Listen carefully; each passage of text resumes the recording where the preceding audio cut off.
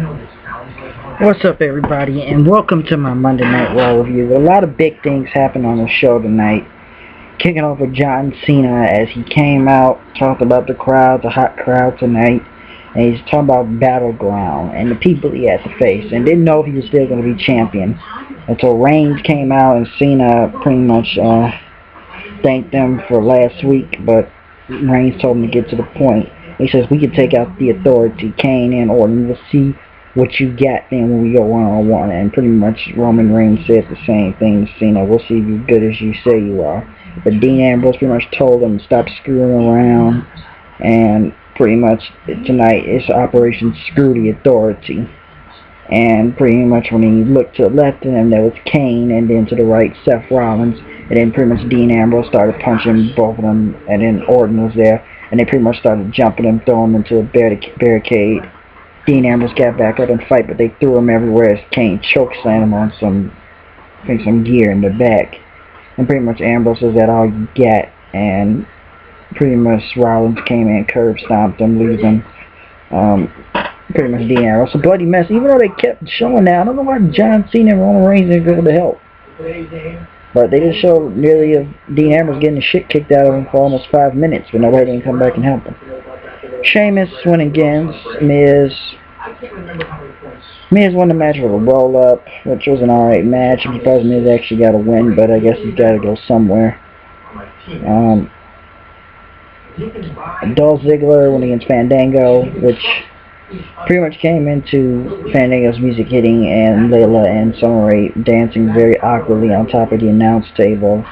And Ziggler pretty much at the famous one the match to start dancing with Ziggler and I guess to screw over Fandango, which is very odd. I still find it very odd on Friday. Why are both of them friends again if they were fighting over a guy, but now it's a team, and now it's still them versus Fandango, but somehow Ziggler is involved, which I really don't understand.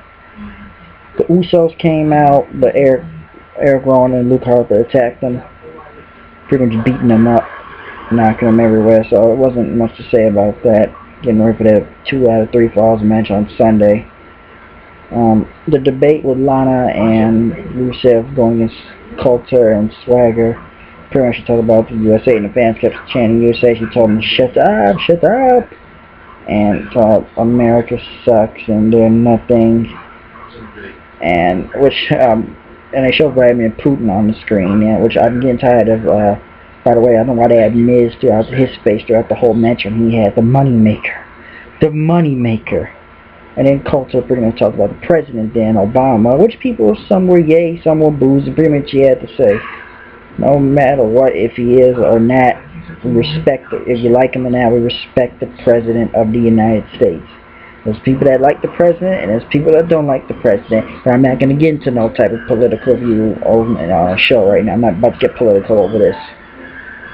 And pretty much Coulter called him out saying, what is Rusev going to do, because he never talks. And he was not going to lines more over to him. Pretty much they were about to leave. But Swagger pretty much attacked him. And they pretty much brawled for a minute until Rusev tried to go for that kick. But Swagger grabbed him, hit the ankle lock, because everybody chanted USA and we the people then. This was a really loud chant. Cena telling Reigns in the back, talking about, listen, we need to do something about the Authority. Okay, because they took out Ambrose and Reigns didn't listen, and he said, damn it, Reigns, get up. And pretty much said, you know, he said, believe that, and we're going to take all 3 of them out tonight. RVD went against Del Rio. RVD had a really big popping chant, especially ECW, which RVD lost to the Cross Arm Breaker, which both of these guys really lose. And I feel bad for RVD. They ask the job to these guys most of the time. Even though he's in that Battle Royale for the Intercontinental title, I almost feel bad because he has the job to a lot of these guys. WWE promoting the CM Punk DVD for tomorrow night, which people are now saying that people were calling me telling me that CM Punk was coming back tonight. And I didn't believe it. And I know they've been showing stuff on the WWE Network with CM Punk. I already own the Best in the World DVD, so I don't really need to go look at the network just to see the DVD. I don't know if Punk's coming back. Maybe he is, with the stuff they've been putting with his name in it lately, but I don't know. Nikki Bella, or pretty much Stephanie McMahon, came out and said, no one's here to help us. It's running against Alicia Fox and Cameron. The camera was barely in this match. Pretty much Alicia Fox beat her in the ring, man. And Dan Cole talked about the WWE video game and showed the special pre-order trailer, which people were really saying this. 7/14/14. Sting said on his Twitter, this is going to be something big. Pretty much this was Sting in the video game, in the WWE 2K15 video game, and his black and white with his baseball bat. Pretty much in that 2 generations thing, most likely the Surfer Sting from the 1980s and the Crow Sting pretty much today. Or whatever you want to call Sting nowadays. Insane Icon, whatever, the Icon Sting is now going to be in there. And I kept telling people Sting is not going to show up on the show. And people think he was already signed. Okay, yeah, he showed up on the Warrior DVD one time. That doesn't prove you were signed, okay? That doesn't prove anything. Is he signed with WWE? And pretty much, I guess, him being in the video game. But there was no Warrior Sting. Everybody goes, oh, Sting's come back, Sting's coming, Sting. It's like people really want to prove me wrong that Sting was coming back. And I got to tell them, there is no Sting coming tonight. There was a trailer, like 45 seconds of him in the video game. Randy Orton questioned Triple H about he is the plan and stuff, and pretty much plan A, plan B, and pretty much Triple H says, yeah, the plan's gonna work. He says, Stardust and Goldust talk about the Cosmos system again. As Cesaro came out, no Paul Heyman though. Cesaro went with Kofi Kingston. I meant Kofi Kingston. I meant Big E, and pretty much Cesaro threw a chair at Kingston, tried to, and then he tried to go for a chair at Big E, but Kofi took the chair and Big E at the big ending on Cesaro, which I was surprised Cesaro's lost 3 matches in a row this week. In a week, 3 weeks now, he's lost 3 matches in a row on Raw, and I'm surprised that's happening, but it is, I guess. Chris Jericho came out, pretty much talking about himself, Raj Jericho, and talking about the WWE, what he's done. He's faced guys like Shawn Michaels, Lord Tenzai, seen the Undertaker get burned, a lot of things in wrestling, crazy stuff, but pretty much, gets a streak in that, so pretty much says he's crazy himself. He can go nuts, he can be crazy, and pretty much Bray Wyatt showed up on the screen and cut a promo, and something about Jericho, like, what are you questioning about him? Like, where are you to save us, huh? And so what were you when these people needed you? And for some reason, the crowd started chanting boring to Bray Wyatt. Don't get me wrong, Bray Wyatt cuts great promos almost every week, but did they really need to chant boring? I was a little shocked that they actually chanted boring to Bray Wyatt. He's like one of the best promo guys around here. And they chanted boring to Bray Wyatt. So I was a little surprised. And then the screen came back on, and then pretty much the screen came back and told Jericho, are you afraid of the dark, and blew out the lantern. And pretty much Harper and Ron right there. Jericho tried to go at him, but then dodged and slid out of the ring and backed off, watching his back until Bray Wyatt came out and with him to Sister Abigail, and pretty much they put him on stage and he said, follow the buzzards, and that was it. But boring chance for Bray Wyatt. A little surprised. AJ went against Eva Marie. She killed Eva Marie as they pretty much chanted CM Punk, and pretty much she got on the announce table talking to Paige, saying, what's up, huh? You guys are awesome. It's cool. Yeah, very awkward moment, in my opinion. It was weird, but sure, sooner or later go somewhere.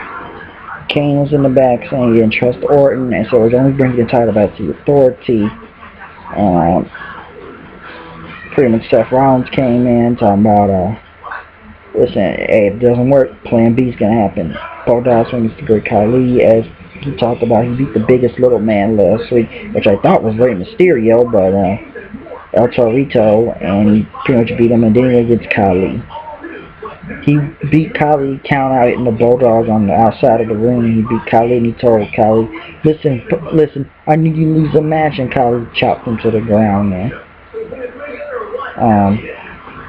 Which that guy, Bo Dallas, was funny again tonight.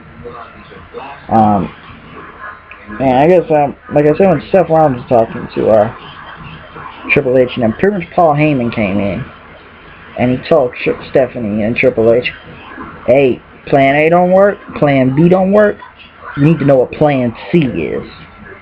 Hey, if plan B doesn't work, then plan C will. I don't know what plan C is, but it's most likely gotta be, most likely Brock Lesnar, as people have been ruling on the internet, so whatever plan C is, we'll figure out soon enough. Ric Flair was back tonight. Pretty much, I don't know what he was saying. He sounded drunk, saying, you know, this is just the nature boy, talking about Virginia and stuff.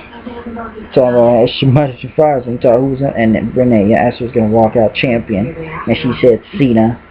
And pretty much Roman Reigns came out and shook Ric Flair's hands. He got out of the ring, and then Ric Flair went up to the stage and pretty much was cheering with Cena when he came out, and Cena gave him the World Heavyweight title. Which sooner or later, I don't know how this whole 15, 16-time World Champion thing is going to come out, but I'm square that Ric Flair's going to do a way to screw John Cena that he doesn't get 16 times the World Champion. And try to beat Ric Flair's record or tie Ric Flair's record. Pretty much 3-on-2 match, since there was no Dean Ambrose. Pretty much Cena Reigns winning against Rollins, Kane, and Orton, which the match pretty much ended it was disqualification. But Rollins fell pretty hard when he jumped out of the ring tonight when he threw him over the top rope. He really can't land on his knee real hard, and they had doctors come check him out, so that may be a little bit of a setback for Sunday if he's really injured. I don't know any details about it yet, but he got really hurt bad on tonight. Will he show up Sunday at the pay-per-view Battleground against Dean Ambrose? I don't know, but they had doctors checking on him tonight. And pretty much, everybody was brawling in the ring.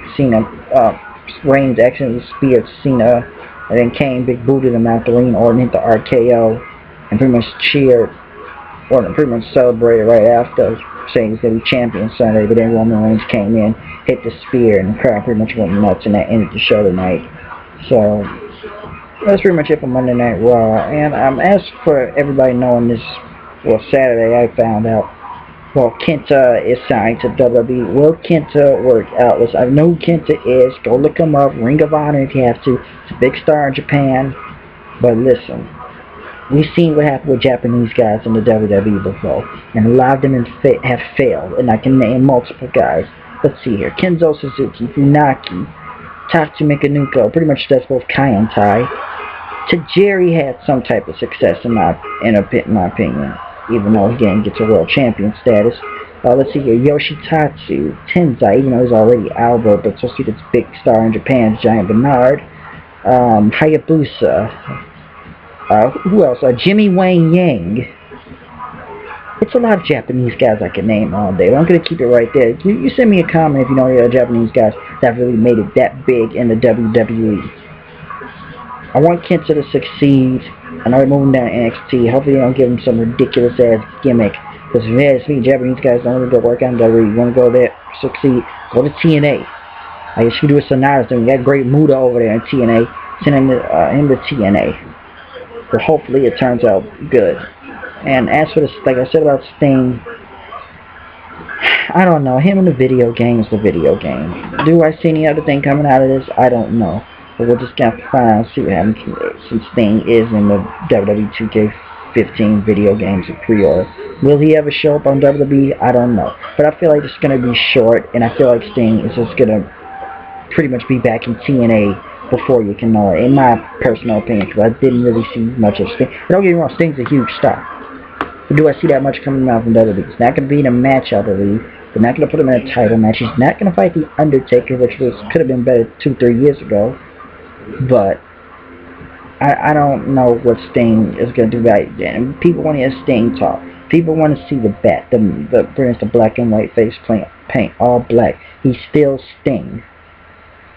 It's not like Sting hasn't never left wrestling. If you've been hiding under a rock, go watch TNA wrestling. You'll find out where Sting's been the whole time. If nobody's ever watched TNA before, but my opinions on the whole Sting thing, it's very mixed, but I don't know. I feel like Sting could have been that only guy that never went to the WWE.